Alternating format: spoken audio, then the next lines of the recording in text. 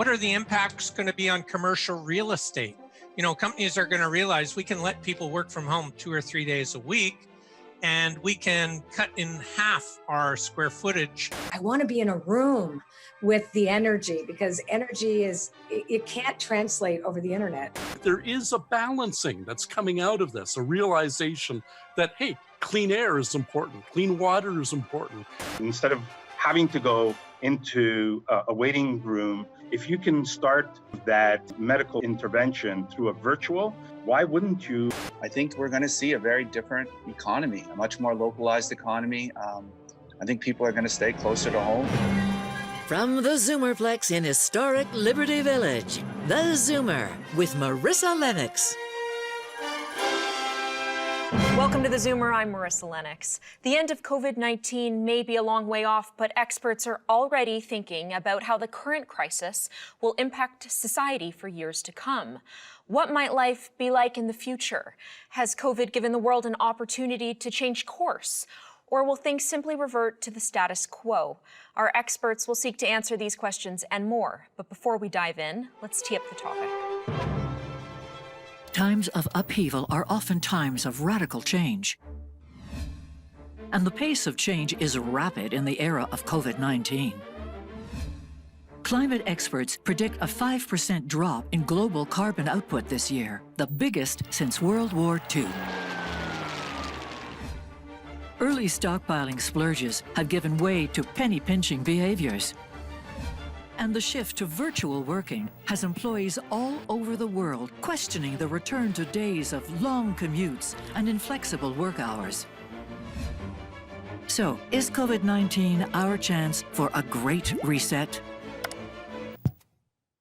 Okay, so Robert, I'll go to you first on this one. What has changed? And I'm sure there's a laundry list full of things, but what would you say? What has changed as a result of COVID-19? The most obvious change is what we're doing right now, which is not being together. And it actually is forcing us to adopt technologies that we've had for a decade or even two in many cases. There really is no need in most circumstances for people to gather in the same building to work, even to worship, to do whatever it is that they normally do en masse. We have the infrastructure in place to do at a distance. And what has happened here, the biggest single change is we've had to shift to that. The biggest lasting change is there will only be a partial move back away from that. I think video conferencing, telepresence, working from home are now and forevermore entrenched in the way we conduct societal business. To pick up on what Robert just said, in December, Zoom had 10 million daily users. In March, that had spiked to 200 million daily users. So how many companies can say they've experienced a 20x customer growth as a result of COVID? So that is going to be a winner. And people are going to realize, hey, I can work from home. And companies are realizing, hey, people can work from home. Because before, they prohibited people from working from home. So what are the impacts going to be on commercial real estate? Companies are going to realize we can let people work from home 2 or 3 days a week, and we can cut in half our square footage at really expensive downtown commercial properties and drive millions of dollars directly to the bottom line. So there's going to be a cascading impact on commercial real estate. Certainly. Colette, what do you have to add? I'm 100% in agreement with that. I think that, my entire world has always been online, what I've done, and I've found now that people are used to it, they want to do it. They can see as well the same thing. They don't have to go to work. My friend who lives up here doesn't need to drive 2 hours into the city every day. There's opportunities here that with greater completion of projects and things that you can do when you're not constantly on the road. I think that this is going to be a permanent change. Well, when we talk about, not being on the road, Mark, that'll have a pretty significant impact on the environment, no? Well, certainly seems to be. I don't get out that much in the last 4 or 5 weeks, but here in Toronto, it's amazing to see the empty highways and the empty roads. But I think, the real change on the environmental front has been this pressure on parks and waterfronts and beaches. And you see that in the States as well. We monitor a lot of water quality at beaches. There's so much demand for it all of a sudden. Everyone's so local. They're not traveling to their favorite resort or, going somewhere far away out of the town. People are looking for it. And so it got so bad that they've had to close them down. So it's going to be interesting, I think, this summer as they open back up the parks and the beaches and the trails, how people, with the new focus on them and this new localized environment, how we're able to adapt and how we're able to really protect our swimmable, drinkable, fishable water as a priority, maybe more so now than ever. I guess I'm wondering, to what extent are these changes going to be long-lasting? We talk about working remotely. At the same time, I hear from many of my colleagues that say, I can't wait to get back to work. What do you say to that, Robert? I've been self-employed for a long time, so I'm used to this isolation. And I just watched Trevor Noah actually coming clean about the fact that he actually likes the isolation and living at home and working at home. For some people, absolutely, the face-to-face socialization is important.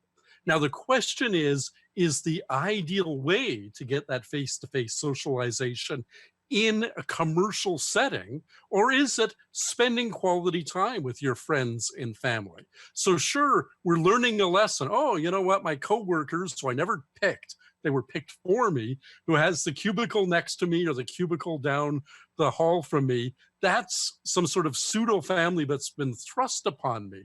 I think the change will be people realizing, yeah, I am a social animal. I got to get out, but I want to choose who I spend my time with, not have some arbitrary boss company say, here are the people that are going to be your surrogate family for most of your life.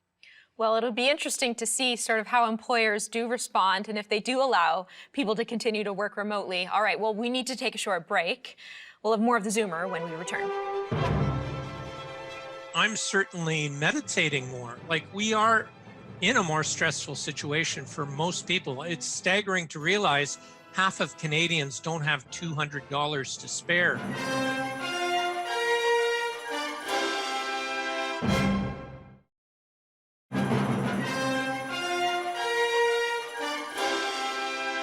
Welcome back. The COVID-19 pandemic has caused some people to experience a new sense of freedom, pause, and reflection, while others feel isolated, anxious, and fearful. So how have behaviors changed? And will there be a lasting impact? Colette, I'll go to you first here. What does history tell us about human nature and our ability to evolve after trauma? So I think it's really important that we acknowledge that there is trauma, that when people have had trauma in their past, to have such a abrupt isolation and safety being taken away from people, things what they expect, their routines, etc., it can re-traumatize people. So there are a lot of people who are not doing well at all in this kind of an environment, because the things that they rely upon, the systems that have made them feel safe, internal systems as well, their psycho-spiritual natures have been jarred. So people who are re-traumatized are having that, that deep, constant fight-flight, which is actually creating their immune systems to get challenged as well. So we have that. Then on the other hand, we have highly adaptable human experience, because many of us have been looking for this change. There's a process that's going on that's been brewing under our skin for a long time. And so those of us, and I'm one of those people that, I'm excited for the change. And yes, there's some serious difficulties and sadness, et cetera, but there's a catalyzing force that's going on right now that's requiring us to adapt and evolve. Right, Jim, I see you nodding your head. We'll go to you next here. We're all out of our routine. And so is this the time that maybe we needed to sort of reassess our lives, our goals, ourselves for that matter? And will this provide mass change in terms of how humans behave going forward? What do you think? Well, I'm going to speak from personal experience first. What I'm spending has plummeted by more than 90% since January. I just look at my credit card statements, and it's a fraction of what I used to spend. So then you can begin to question, did I really need all this stuff? First off, I used to travel a lot. I speak at a lot of conferences and they're all canceled. But what is important in life? And one of the things we're doing is we're reaching out on Zoom every single day to friends and family on a rotating basis, just to touch base with people. Yeah. We went to our neighbor who has asthma. She's in a high risk category. And we said, whenever we go to the shopping or, supermarket, we'll call you. And if you want anything, we'll pick it up for you. So how can we be of service to other people? So I'm certainly meditating more. Like, we are in a more stressful situation for most people. It's staggering to realize half of Canadians don't have $200 to spare if a crisis hits. So if they've lost their job, they're stressed about, how do I pay my rent? How do I feed my kids?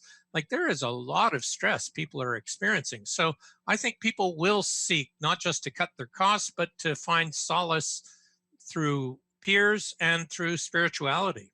And I think, you're right. I think it'll be interesting to see even how spending behavior changes. But even things like handshaking, Robert, going to grocery stores wearing gloves. I know when I go to a grocery store now, I'm funneled through this maze, if you will, and I'm not even allowed to, God forbid I forget something that's 2 aisles back. I'm not even, so, you wonder, will these things stick? I think they will. I think Anthony Fauci said, we're past the era of the handshake now. And I think he's exactly right. Now, me as a science fiction guy, I'm all in favor of the Vulcan salute becoming the new standard greeting. But the point is that there's no reason that this old-fashioned gesture of me making sure you don't have a rock in your hand, which was the origination of the handshake. How do I know you're unarmed? Because I've held your hand and seen it for myself, is completely prehistoric. And it clearly is a way in which all kinds of diseases spread. Jim mentions he speaks at a lot of conferences. I do too, and I bet Jim's experience is the same. You fly in a plane or you glad hand a whole bunch of people at a conference, and 3 days after you come home, you've got a cold or you've got the flu or you're sick. Because we so routinely, and I like to be kissed as much as the next guy, even social kissing with people that you're not normally intimate with. Oh, I haven't seen you for years. Smack, let me have all of your germs. That has to disappear. I'm amazed. I don't have any contrarians on the panel. Mark, what do you think? Will these things stick, or will we go back to the days of handshaking, of spending like we like to spend? What do you make of all that? Well, those are all things that I'm thinking about. I mean, I'm a lot like Robert and Jim. I travel a lot. We update water quality, 8,000 beaches in 9 countries. We've got 365 groups. I travel. And so since February, I just don't think things are going to go back. I think that, I think a lot of my staff have now realized that hour and a half commute to downtown Toronto to sit beside each other just to do technical work it seems crazy now in retrospect. When we're now meeting at 9 in the morning and 5 at night, we're building relationships, we're watching each other's work, we're sharing a lot more of that work. The rents, I don't know what the rents will be in 6 months, but I just have a feeling that our organization at any rate is going to really take advantage of technology, and people actually, especially the bosses and things, they're starting to learn how to do it. And the kids, the people in my office know how to do this stuff really well.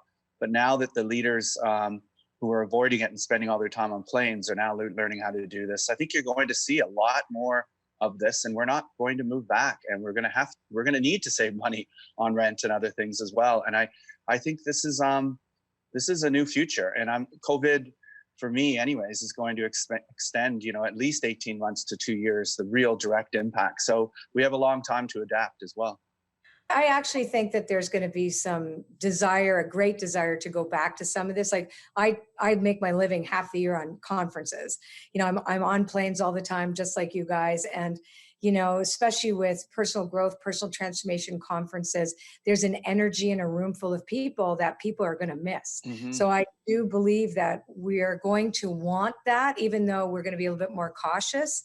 Already now we're trying to pivot and figure out a way how to do this remotely and do these live streaming things. But people are saying, I want to be in a room with the energy, because energy it can't translate over the internet, not the same way as it can in a live event.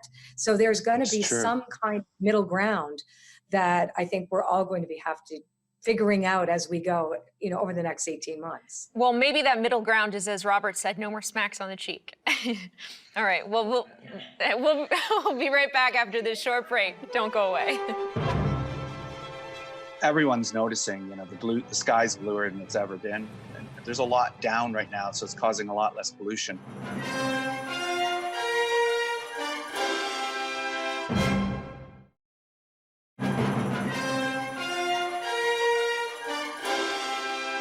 Welcome back. Pollution and greenhouse gas emissions have fallen across continents as countries try to contain the spread of coronavirus. Is this just a fleeting change, or could it lead to longer-lasting falls in emissions? And what will be the impact of COVID-19 on the environment? Mark, I'll go to you first. Thanks, Marissa. I think everyone's noticing, the sky's bluer than it's ever been. There's as few planes in the sky now as I think 1954. So take a look out the window and really enjoy it. And we know that businesses and there's a lot down right now, so it's causing a lot less pollution. But I don't think that tells the story. The real story here is there's going to be a battle, and it's setting up between what has happened every time there's been a crisis in history, is that we roll back civil rights, and environmental rights are one of those. And so you've seen in the United States, for example, the EPA has been put on hold until this crisis is over. So they're not enforcing the laws. They're not enforcing the regulations right now. And you wonder to the extent that communities are going to accept that, because all of these, they're not red tape. These regulations are put in place to protect public health, which is exactly what this crisis is about. And swimmable water, drinkable water, fishable water, these sort of primary needs communities have. I think we're setting up for a real battle right now, where there's going to be a push to reduce and eliminate a lot of environmental laws to get the economy going. And then there's going to be a push back, particularly from urban areas where communities want access to clean water. They want urban piers. They want to be able to go fishing and eat the fish and have clean drinking water, which is, we're so lucky on the Great Lakes to have such a, to have the Great Lakes here and not have to worry about that during this crisis. So I don't think we've seen really, what this COVID crisis is going to create in terms of the environment yet. I think we still have to wait for a few months, but when it happens, it's going to be really important for the long-term vitality of our communities to protect those primary needs. Robert, what do you think? What happens in the future? So the standard political advice forever has been, it's the economy, stupid. That's the only thing the public cares about. Well, what we've learned in this crisis is no, it is not. And in fact, we've been brainwashed into thinking that double-digit growth for companies is the only measure of even baseline performance that's acceptable. What we're learning is, hey, actually the environment manages enormously to our quality of life. And you know what, if we kind of go back now, recession is not good for anybody, but we don't have to be constantly fighting to increase the size of our economy, increase production, increase consumerism.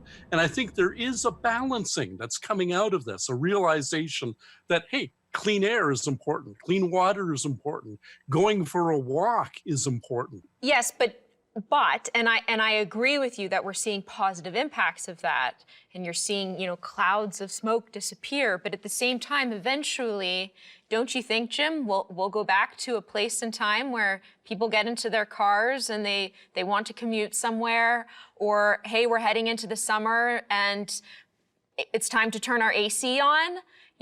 When you just look at behavior of society in general, do you see that changing?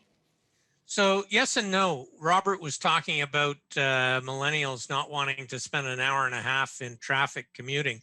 Here's a staggering stat. The average North American worker spends 5 work weeks a year commuting. That's 200 hours commuting to their job.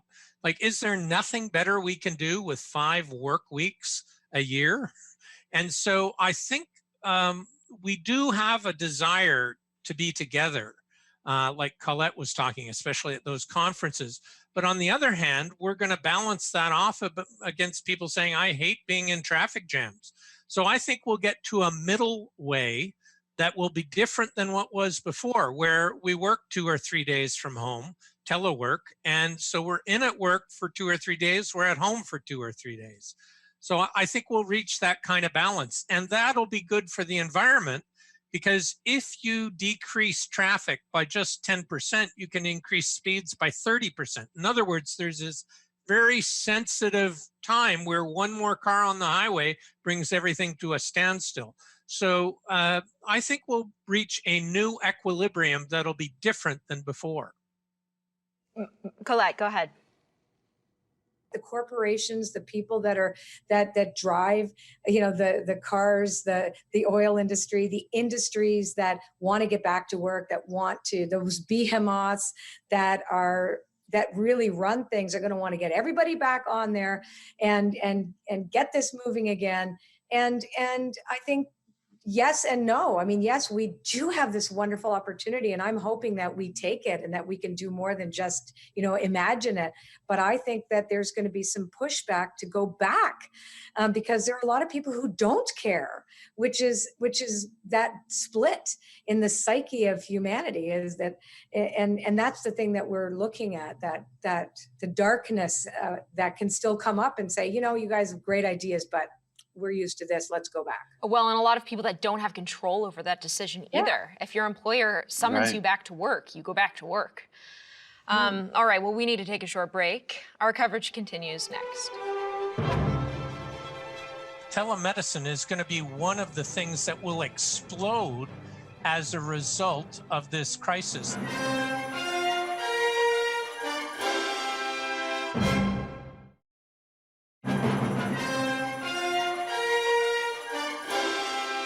Welcome back. Well, some have predicted that the economic and financial impacts of the COVID-19 pandemic will fundamentally change the outlook for consumer spending. Will the stockpiling surge from early March give way to lasting penny pinching? Nick, I know Rexall is an essential service at the moment, but what do you think about lasting changes to consumer behavior? Thanks, Marissa. We're obviously seeing the change in consumer behavior. We started to see it when in early March, like you're saying, about the sort of hoarding.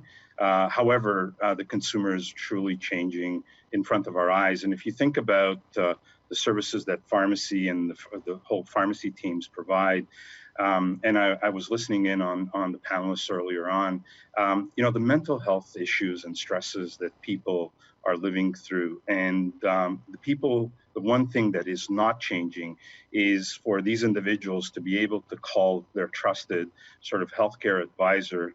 Really proud of the teams and the work that they're doing. So that's not changing. But what is changing, Ms. Smith, who would be coming into the pharmacy potentially to come and speak to their pharmacist in person, is now no longer. I mean, our footsteps in our stores have come dramatically way down, which is the right thing to do, because we're trying to obviously protect our teams and to protect the consumer. And so what they're leveraging more and more is really the direct-to-consumer solutions, like the Rexall Direct, for example, that they can actually call their stores. And actually all pharmacies offer free delivery. We just offer a direct-to-consumer solution, and we're seeing that change. We partnered up with TIA Health for virtual health medical sort of interactions.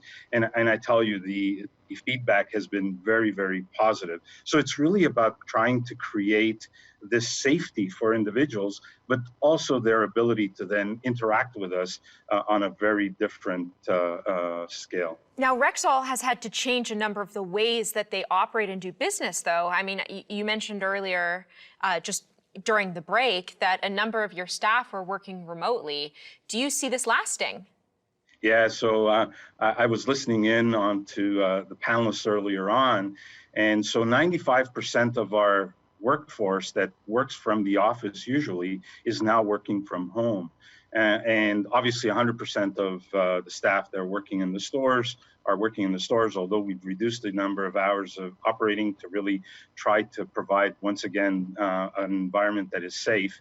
And for the consumer, we're doing a lot more sort of disinfecting. But for those 95%, Marissa, that are working from home, I have to tell you, I agree 100% with the panelists in terms of the environmental impact, the positive environmental impact. But in interacting, we are interacting through Teams on a weekly basis.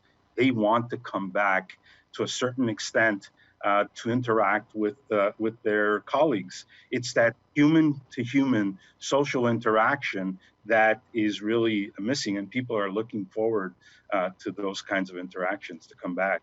You know, Robert, what do you think about how consumer behavior has changed, and specifically with respect to food and clothing and personal care?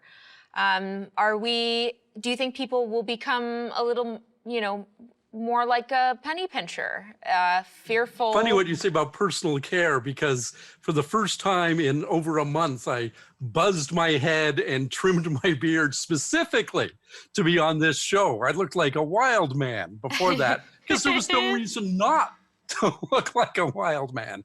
But the thing is, now there's a segment of society, regrettably and to the shame of society at large, that is impoverished.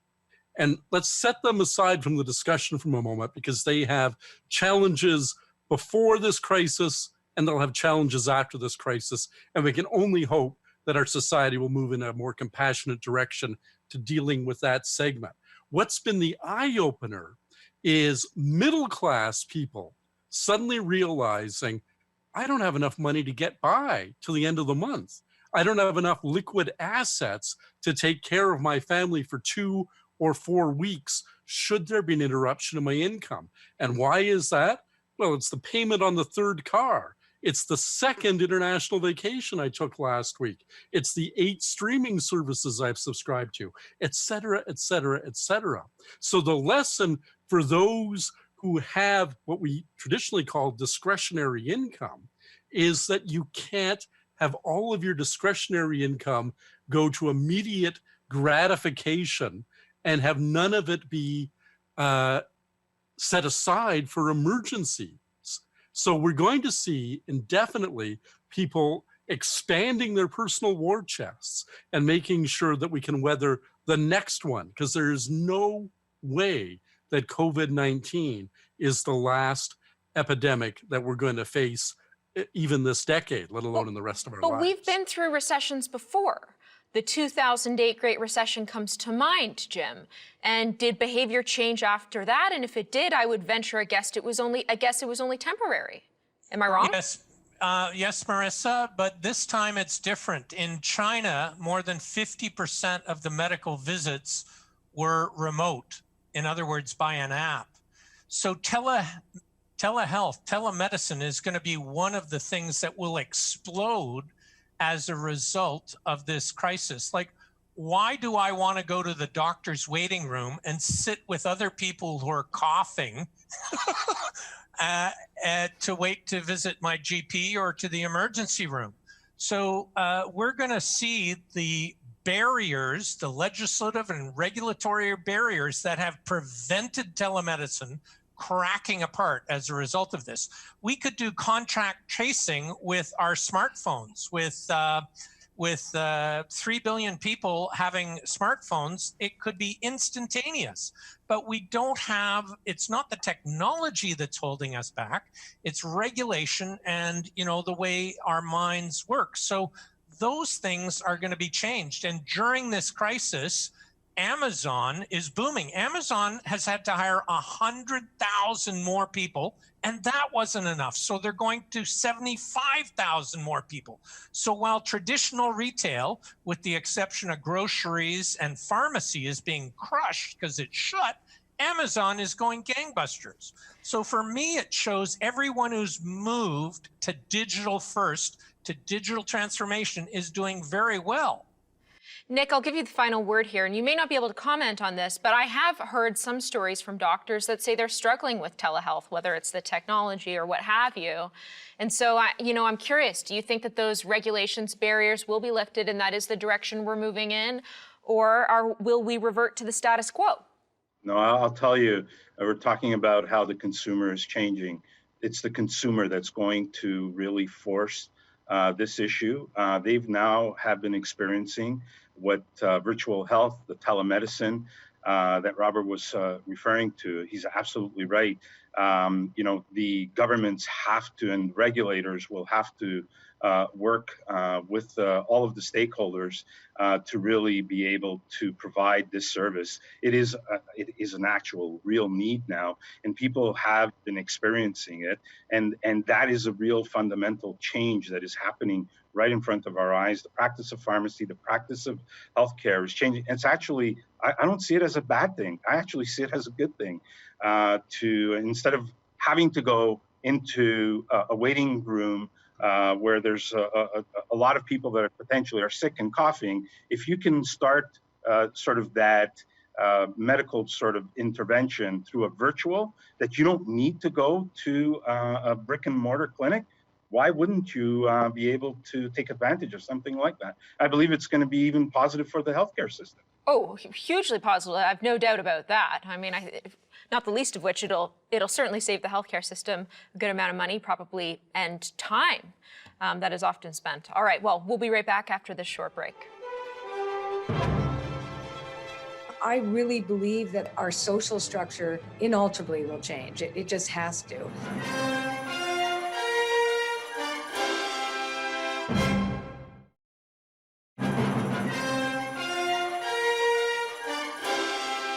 Welcome back. While restrictions are beginning to ease, more than 1/3 of the world's population remains in lockdown as the world battles the COVID-19 pandemic. So how will this pandemic end, and on which factors might that depend? Nick. Yeah, I mean, we're working with public health officials, obviously being very close to what the recommendations are. It's going to have to be measured. Exactly when, obviously, requiring a vaccine. Everyone is talking about vaccine, looking at potentially an effective medication therapy at the same time. We still need more of those solutions before we can really start thinking about when. It's not anytime soon. However, we have been seeing more and more of the flattening of the curve, and governments across the world, how they're starting to try to reopen the economy. But I have to tell you, it's going to be a little while longer before we get to a new normal, whatever that new normal will look like. You mentioned new normal. Jim, what is that new normal, and when does it finally arrive, or has it already kind of arrived? Well, as Nick was saying, really it's going to be a vaccine that brings things back to the most normal they're ever going to be. But we're going to have waves of this. So I foresee we might be on lockdown, and we haven't had a formal lockdown like Italy or China has. But we're going to see perhaps waves where we ease up somewhat. You can go to restaurants with half the capacity, everybody has masks on or whatever. That's going to be interesting. How do I eat my dinner with a mask on? But we're going to figure it out. But the restaurants will have half the number of people in them. They won't be as crowded. Once we have a vaccine and can immunize everyone, then things really get back to normal. But that's 18 months down the road. So we may get relaxation on these rules, but we're in this for a while. And this is just this pandemic. Right. SARS didn't have this impact. MERS didn't have this impact.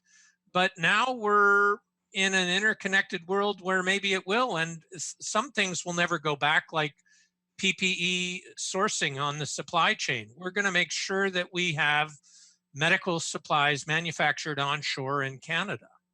I sure hope you're right about that, Colette. Well, I don't agree as enthusiastically about the vaccine, because we don't know exactly what this is to begin with. We don't know if it's going to mutate. We don't know what else is coming. So all of a sudden we we immunize against this specific thing that nobody is agreeing on what it actually is. And then there's something else that comes. So I really believe that our social structure inalterably will change. It just has to. But I don't believe it's going to be because of a vaccine, frankly, at all. I don't. I think it's going to be, I don't know what it's going to be, but that doesn't sit right with me because it just doesn't. How about predictions for the future, Mark? I mean, what do you foresee? What do you think is coming? You know, I think this really was the proverbial straw that broke the camel's back. It wasn't a big deal in terms of, you know, we were so close to full in our healthcare system, and that this COVID and this pandemic has really shown the weaknesses for a generation of boomers, really, who are going to require this care going forward. I think the quicker people are starting to adapt already. If this goes on all summer and then it comes back in waves, I think we're going to see a very different economy, a much more localized economy. I think people are going to stay closer to home. And I think communities are going to, you know, could be, some people call it more tribal, but I think this is a big, big change. And the costs of the way we were living before, I mean, we've had to change our budgets, and so much of it was travel and hotels, you know, and then you look at other people in their holidays, and I travel everywhere. I just don't know if that business is going to come back. I feel bad for so many people who were involved in that business, but I think it's going to be really hard to bring it back to the levels we were at before. But it's going to be a fight. We know it's going to be a fight, and that's what we're prepared to do over the next 2 years. I do think it'll be interesting to see what businesses survive and which businesses go under. Robert, do you have any sense of who might be hit the hardest? Tourism? Oh, you know, absolutely. It's businesses that require you to physically go somewhere that will be hit the hardest. Saturday Night Live did an episode a little while ago from home, and the two things they parodied, the two businesses, were Zoom, which is the infrastructure we're using right now, and Masterclass, which is education at home. Those two things will actually thrive, things like that. It's ridiculous that we still do education the way we did education 200 years ago. It's even ridiculous. We will have to get a virus vaccination, but it's even ridiculous that that's the only answer we keep thinking of. And Jonas Salk, decades and decades and decades ago, gave us a vaccine. What we need is a fundamental assault on the quote unquote biology of viruses in general. Viruses aren't living things. They can't reproduce on their own, but they have characteristics as a class. Protein coats, mostly RNA instead of DNA. What we have to do is come up with a general antiviral that's as effective as at the peak our antibiotics were, so that we don't have to say, well, what if it mutates? Well, then there'll be SARS too, or there'll be something COVID-24 in the year 2024. Irrelevant if we can actually figure out how to prevent inert viral particles from becoming a deadly menace, period. That has been one of the most interesting things about this, is why this virus picks some people and not others. And it feels like we just don't know enough about the way that viruses attack certain people and has less of a, you know, negative impact on others. All right, well, we need to take a short break. More on COVID-19 when we come back.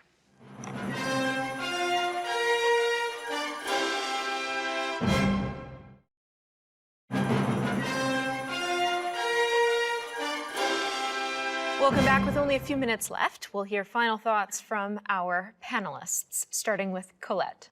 You know, there's a deeply spiritual component to all of this that we haven't really addressed. And I think that COVID has affected all of us to ask really pertinent, deep, fundamental questions like, why am I here? What is greater than me? What is nature? Am I a part of it? How do I become more than what I am? And why, you know, why have I seen my power greater than me as something other than, outside of, and how do I make it work? And I being in this world am seeing this more and more of people turning to a type of faith that is also evolving. It isn't the same as it was before. It's more of a partnership. And I think that that's what we're looking forward to as well. Well, I agree with Colette. I'm meditating more than ever before, just to remain calm and centered. and focus on what's important. I think this COVID crisis has shown us just how fragile our economy is. And there may be some public policy changes like universal basic income or guaranteed annual income. It's a tragedy that more than 1 million Canadian children live in poverty, and they are headed, 2/3 of those families are headed by single parents who are women. So we can address some profound systemic changes to create a more fair and just society as a result of this crisis. So I am hopeful that really good things are going to come out of it. The one area that we really as a community and as a society need to look at are most vulnerable. I have to tell you, as a pharmacist myself and seeing the real needs out there, my mom, for example, 86, and there's many, many examples living on her own. We're trying to protect her. Those individuals are in real need. They are living with fear right now, and all acts of kindness and gestures and reaching out to these individuals and what solutions we as a society can bring to them to really help them out through this very, very tough sort of crisis, because they are on their own at this point in time. And Robert. Even though in a great number of cases, we're now physically isolated from one another, we are all in this together. A virus doesn't respect international borders. It's everybody's disease. We all succeed or fail as a species based on our ability to come together in a united front against a common foe. And lastly, Mark. Thanks, Marissa. I think the crisis has really underscored the importance, the value of health and wellness and how much we all treasure it. And the sacrifices we're making right now in our economy, staying home, protecting the elderly, protecting our families. I think we're going to change the way we do things, and we're going to prioritize things differently. And it all comes back to health and wellness at the end of the day. That's all the time we have. A big thank you to my panelists, and for you at home, thank you for joining us.